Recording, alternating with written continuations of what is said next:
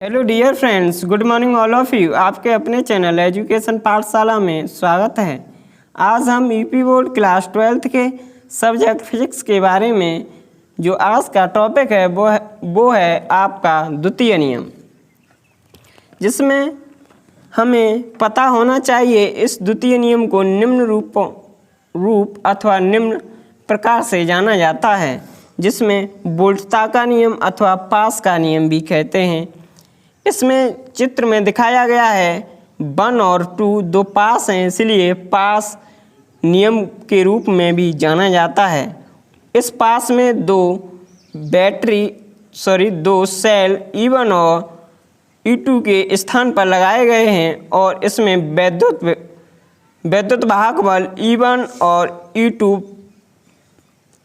उत्पन्न होता है। और हमें पता होना चाहिए जो द्वितीय नियम है वह है R1, R2 और R3। इसमें 3 प्रतिरोध होते हैं और A से B के मध्य धाराएं I2 और I1 प्रवाहित होती हैं, जो निम्न प्रकार हैं चित्र के रूप में। अब हम देखते हैं द्वितीय नियम को। किसी वैद्युत परिपथ में प्रत्येक बंद पास के विभिन्न खंडों में प्रवाहित होने वाली धारा एक उनके संगत प्रतिरोधों के गुणनफल का बीजगणितीय उस पास में कार्य करने वाले समस्त वैद्युत वाहक बलों के बीच गणितीय योग के बराबर होता है। इसमें कहा गया है जो इनका जो बंद पास में बहने वाली धारा और जो उपस्थित प्रतिरोध R1, R2, R3 इनका समस्त वैद्युत वाहक बल तीनों को जोड़ दिया जाए तो सिग्मा E के बराबर होता है।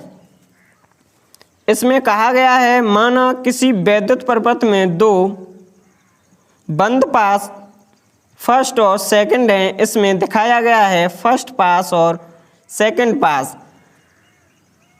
इस वैद्युत परिपथ में दो सेल जिनके वैद्युत वाहक बल E1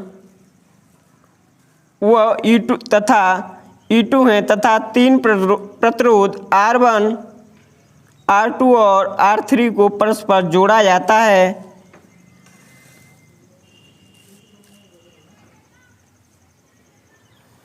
माना प्रतिरोध R1, R2 में प्रवाहित धारा क्रमशः I1, I2 है। इस चित्र में दिखाया गया है कि जो धारा है वह I1 और I2 है। जो चित्र में I1 और I2 हैं, इनके द्वारा जो वैद्युत वाहक बल E1 और E2 उत्पन्न होते हैं। अब हम आगे देखते हैं से प्राप्त होती है संधि ए पर किरचॉफ का प्रथम नियम लगाने पर प्रतिरोध R3 में प्रवाहित धारा I1 प्लस I2 होती है। अतः बंद पास फर्स्ट में किरचॉफ के द्वितीय नियम के अनुसार इसमें दिखाया गया है I1 R1 minus I2 R2 बराबर वैद्युत वाहक बल E1 और प्रथम पास के लिए E1, द्वितीय पास के लिए E2 है। इसमें देखेंगे बंद पास 2 के लिए। इसमें अब इस चित्र में दिखाया गया है जो बंद पास है, इसमें बताया गया है कि जो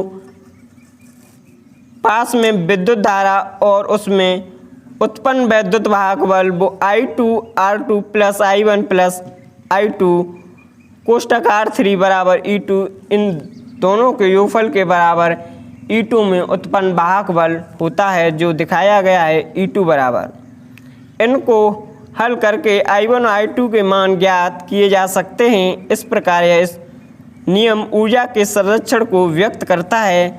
इस नियम को ऊर्जा के संरक्षण के नियम के रूप में भी जाना जाता है। इसलिए हमें किरचॉफ के द्वितीय नियम को ध्यान रहे कि निम्न रूप से पूछा जा सकता है, इसलिए इसे हमें ध्यान रखना है। इसको हम ऊर्जा का संरक्षण नियम भी कहते हैं, इसीलिए इसे किरचॉफ का वोल्टता नियम भी कहते हैं। इसको हम पहले बताया था कि इसे हम वोल्टता नियम भी कहते हैं।